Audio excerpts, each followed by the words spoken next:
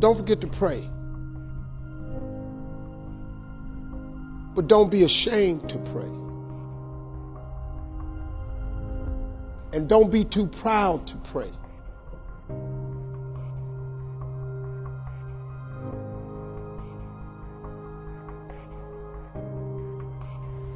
Listen to me. I don't care how dark it look for you. I don't care what they done said to you. I don't care what the verdict is. I don't care what the haters say. Prayer changed things. I'm talking to a girl that I grew up on a block, man, that it didn't breed success. A lot of people on our block ain't here no more, man. I grew up in a place, man, that was you had to be something else, you come up out of there. Prayer changes things. I was told I would never be nothing. Prayer changes things. I flunked out of school. Prayer changes things. I'm on my third marriage, lost everything I've owned twice. I've been homeless and lived in a car for 3 years. Prayer changes things. Prayer.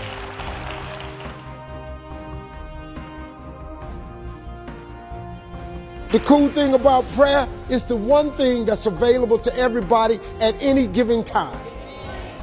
Do you know that God ain't ever too busy for you? You know that God actually knows who you are?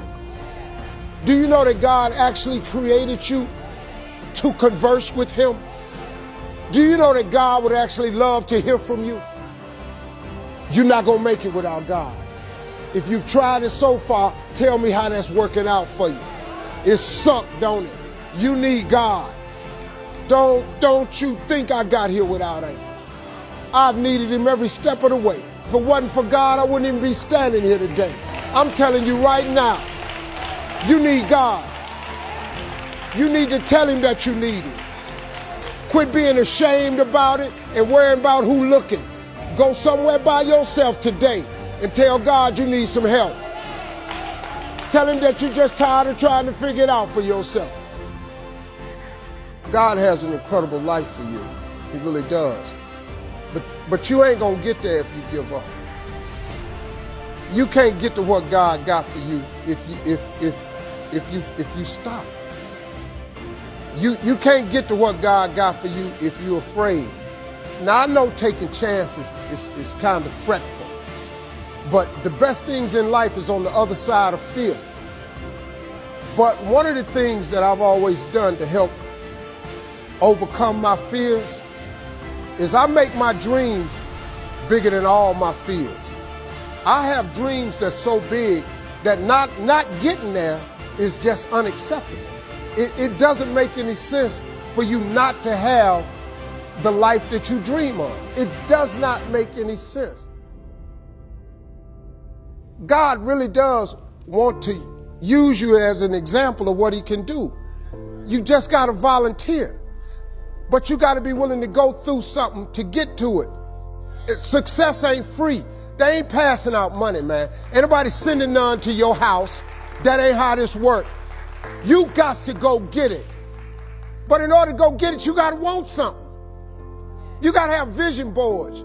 You got to have stuff you dream about. You got to have this stuff written down. That being successful is not an accident. Hey, man, stop thinking, man, that your life is over because you're a certain age. Who are you to determine? You know what I can't stand when I hear Christians say, well, I guess it was the Lord's will. If it was the Lord's will, I would have had some money by now. No. You can't dump that on God. God's will is that you prosper. That's his will. Now, the fact that you done made some adverse decisions to stop your prosperity train from happening, don't dump that on him. God comes to give you life and give you life more abundantly. That's what he say. Well, then the question is, where your abundant at? You're going down to church, you're memorizing all these scriptures. Why don't you apply some of them? He come to give you life and give you life more abundantly. God got a great life for you, man, but you got to want something. You got to want it, you got to write it down. Most people don't have what they want in life because it ain't written down nowhere.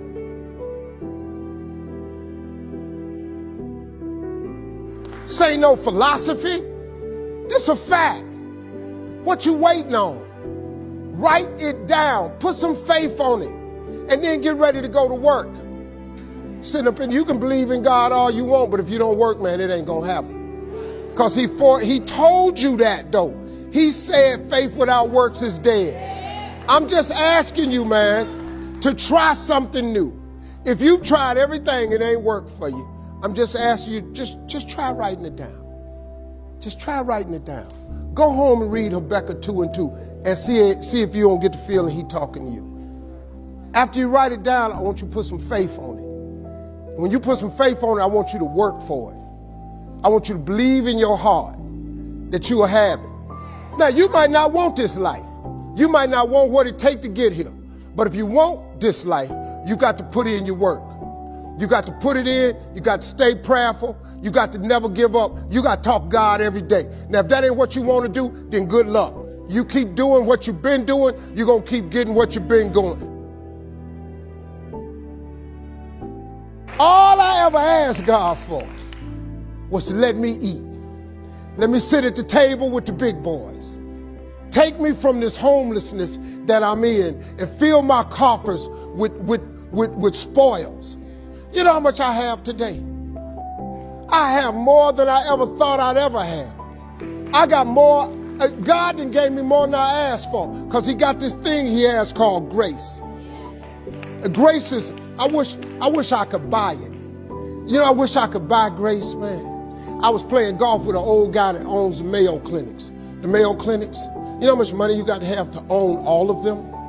I'm playing golf with this guy and he taught me something. He said, Steve, listen to this. You seem like a spiritual guy. I want to share something with you. He said, justice is when you get what you deserve. Mercy is when you don't get what you deserve. He said, but grace is different from both of them. Grace is when you get what you don't deserve. Do you understand that? God has this thing that he passes out called grace. You ever heard old people say, all I want is a little more grace? Because guess what? He passes it out and he gives you things you don't deserve. I do not deserve this life I have. I'm just telling you flat out. The money I make, where I live, what I drive, how I travel, how I vacation, I don't deserve it. I work really hard, but I really don't deserve all this. I don't. I'm telling you flat out, I don't deserve it. But he gave me grace.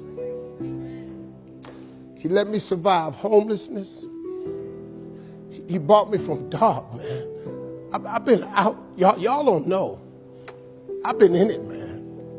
I'm so grateful that God let me have this life he gave me that I don't even know what to do. Do you know when I was homeless, I told God every day, if you let me make it, when I get there, I'm going to tell everybody it was you. Well, guess what? I'm telling you that it was him. I have no education. I ain't got a degree of any kind.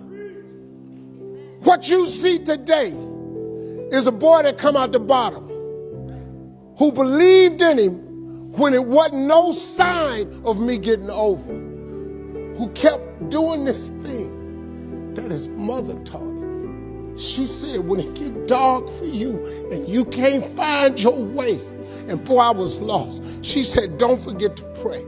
Don't be ashamed to pray. And don't ever be too proud to pray, because prayer changes things.